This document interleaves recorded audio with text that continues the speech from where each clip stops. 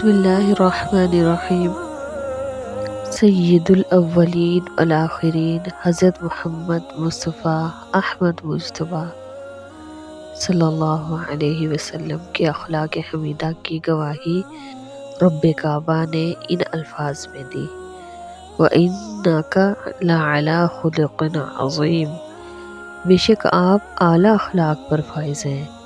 حضرت محمد صلی اللہ علیہ وسلم امت محمدیہ کو حکم دیا گیا: لَقَدْ كَانَ لَكُمْ فِي رَسُولِ اللَّهِ أُسْوَةٌ حَسَنَةٌ، تمہارے لیے رسول صلی اللہ علیہ وسلم کی زندگی، اسی کی زندگی میں اسوہ حسنہ ہے۔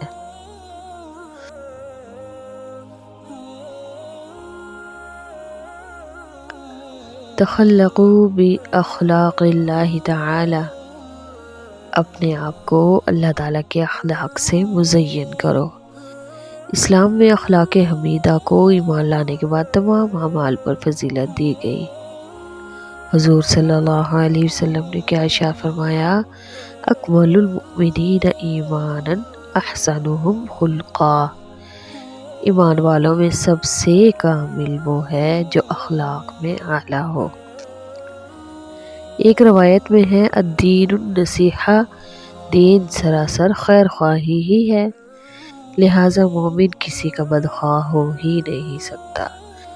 مومن کو چاہیے کہ جہاں تک ہو سکے دوسروں کو فائدہ پہنچائے، دین کا ہو یا دنیا کا۔ ایمان لانے کے بعد افضل ترین نیکی مخلوق کو آرام پہنچانا ہے۔ بد اخلاق آدمی سے نہ تو خالق خوش ہوتا ہے نہ ہی مخلوق۔ ایک روایت میں ہے کہ جس کے دل میں مومن کا غم نہیں وہ میری امت میں سے نہیں۔ جبل فرماتے ہیں کہ آخری نصیحت جو مجھے حضور صلی اللہ علیہ وسلم نے فرمائی کہ جب میں اپنی سواری کی جگہ میں اپنا پاؤں رکھ چکا تھا: یا معاذ احسن خلقا للناس، اے معاذ لوگوں کے ساتھ اچھے اخلاق سے پیش آنا۔ حدیث شریف میں آیا ہے کہ مخلوق اللہ کا کنبہ ہے، بس اللہ تعالیٰ کے نزدیک سب سے محبوب وہ شخص ہے جو اس کے کنبے کے ساتھ اچھا سلوک کرے۔ مسلمان کا دینی بھائی ہے، وہ اس پر ظلم نہیں کرتا اور اس کو کسی دشمن یا ہلاکت کے سپرد بھی نہیں کرتا۔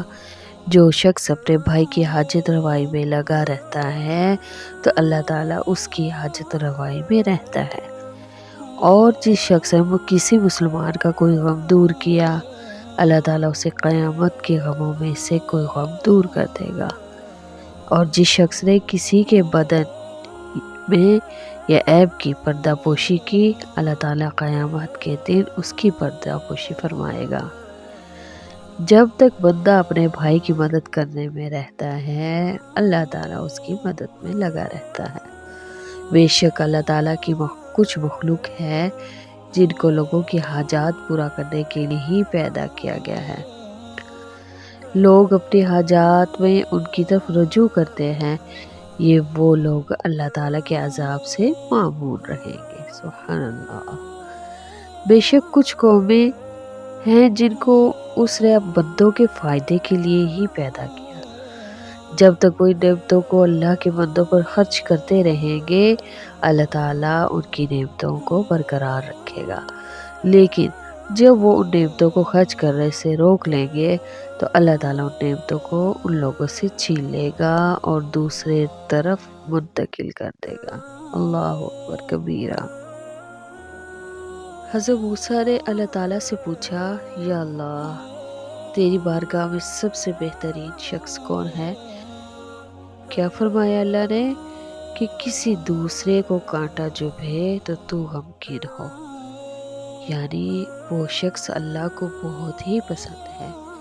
اللہ کے نزدیک بہترین شخص ہے کہ کانٹا کسی اور کو چبھے اور اسے دیکھ کر اس کا دل غمگین ہو جائے، اس کا دل نرم ہو دوسروں کے معاملات میں۔ سبحان اللہ، اللہ کے نزدیک ایسا شخص سب سے بہترین ہے۔